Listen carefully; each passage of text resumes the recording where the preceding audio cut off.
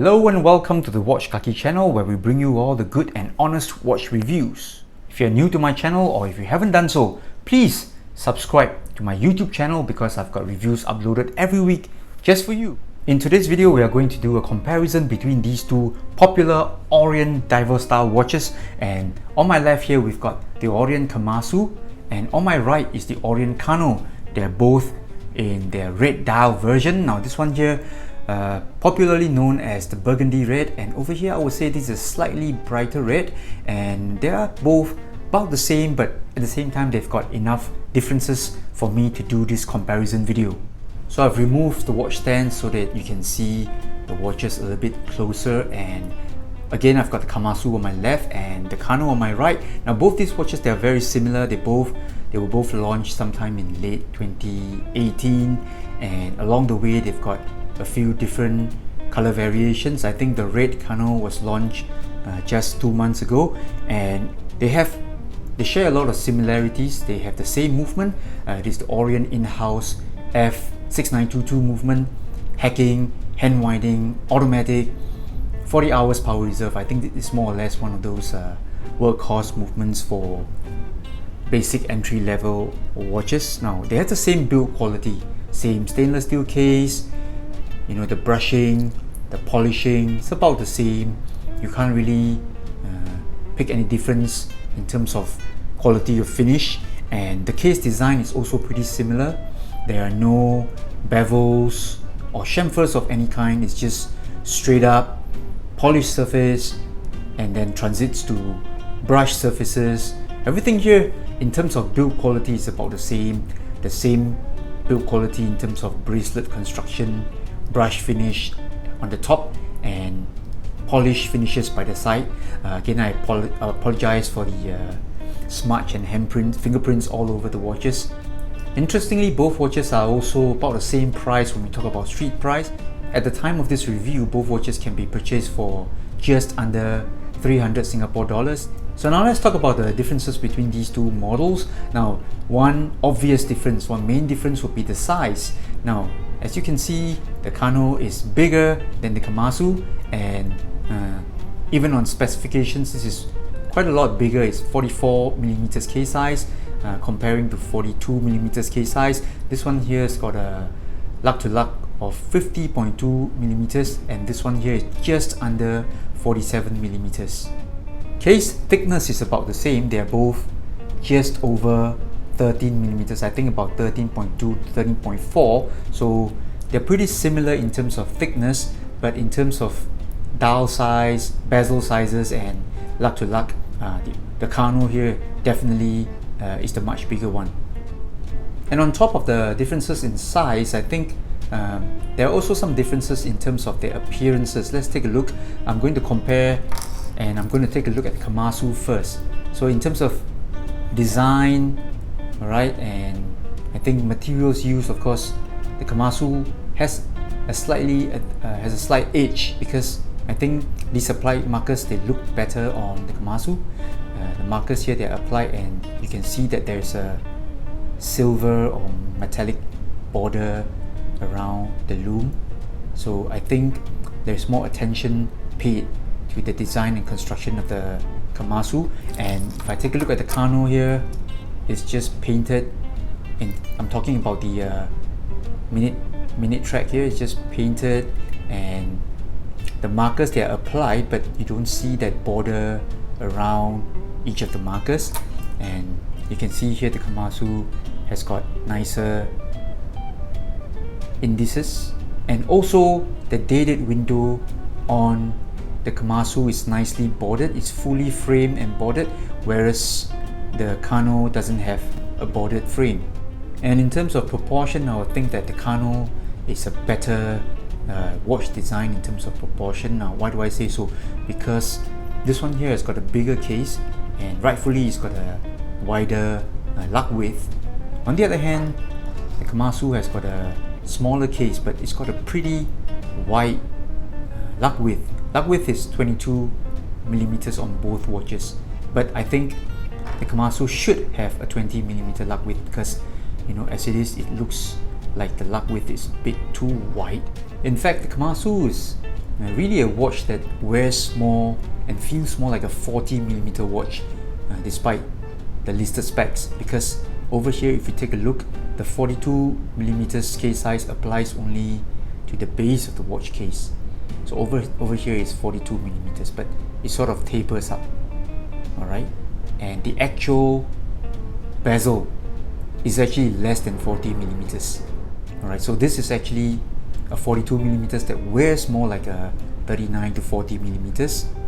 On the other hand, the Kanno feels more proportionate because it's got a 22mm lug width, and if you see the case side profile here, it lists at 44mm. It sort of tapers upwards again, but the actual bezel is also back to 44mm. Alright, so I'm going to put two watches side by side and you can have a better idea of what I'm saying. So take a look, the Kamasu here, the case tapers upwards and it becomes much smaller when it reaches the bezel, and over here at the Kanno, it tapers upward, the mid case, but the bezel actually flares back out to 44mm.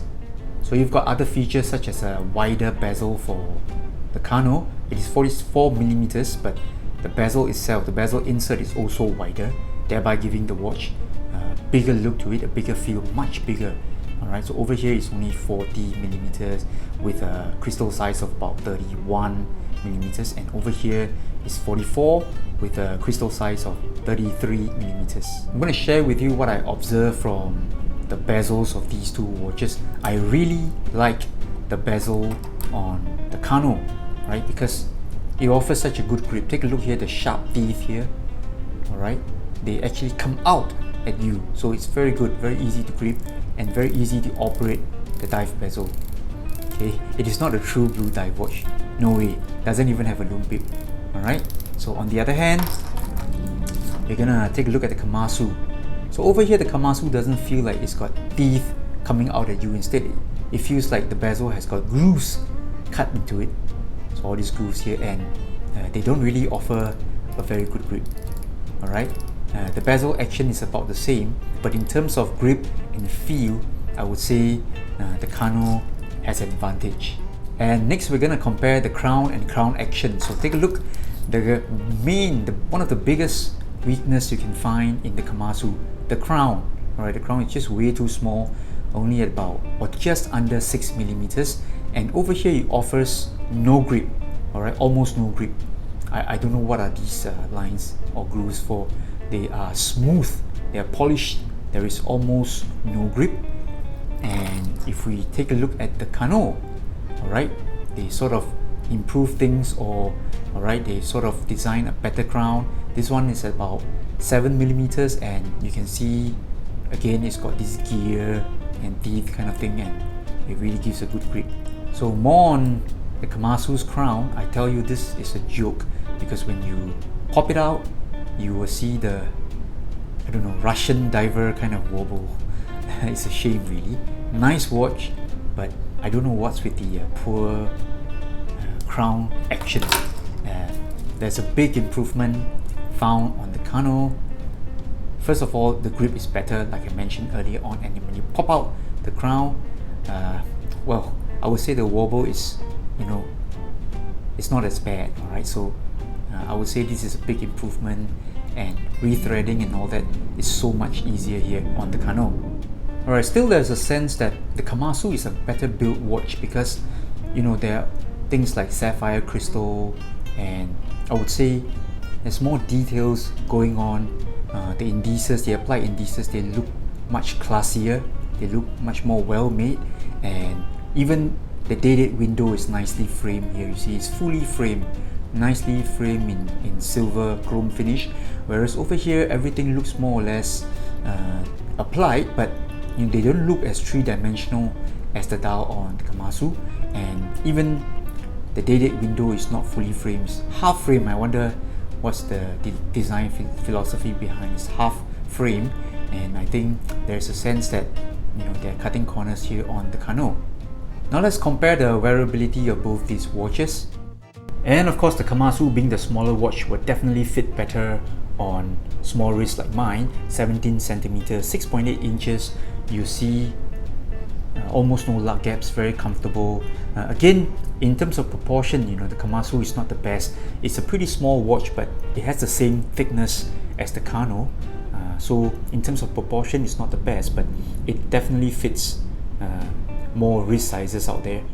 The Kanno, on the other hand, wears big, definitely, due to the 44mm case size, and this lug length here is pretty long, not much of a curve going on, so you do see a bit of a lug gap. And I think if you have smaller wrists, say 6.5 inch, probably not a good idea. In terms of proportion though, it's pretty good, because although it is 44mm, it is about 13.2mm thickness, so it doesn't sit too tall for a watch of this size. So this one here, some points to consider if you have a wrist size of say 7 inch and above. I think no problems at all for you. So there you have it, the comparison video between the Kamasu and the Kanno, both budget entry level divers from Orient. And I must say, as a big disclaimer, some of the things that I'm sharing with you, they are due to my preferences, so my wrist size, my preferences and all that, so your mileage may vary, but overall my view is that I prefer the Kamasu because I feel that it's a more well-made watch in terms of materials used. It's got sapphire crystal, and this one here, the indices, right, they look better. They've got nice silver border and all. Overall, I'm not a big fan of day-date mechanism. I think it really disrupts the dial, but then again, comparing these two, my preference will be for the Kamasu. Alright, so the Kanno here probably more suitable if you have bigger wrists, 7 inch and above. I think would be a better fit for the Kanno. Alright, but it's up to you which one you prefer. So maybe you want to let me know in the comments below, and maybe we can see which one is more popular among these two Orient budget divers. So it's time now to say goodbye. This is the Watch Kaki signing off with George. We're from Singapore. See you next week for more videos. Bye bye.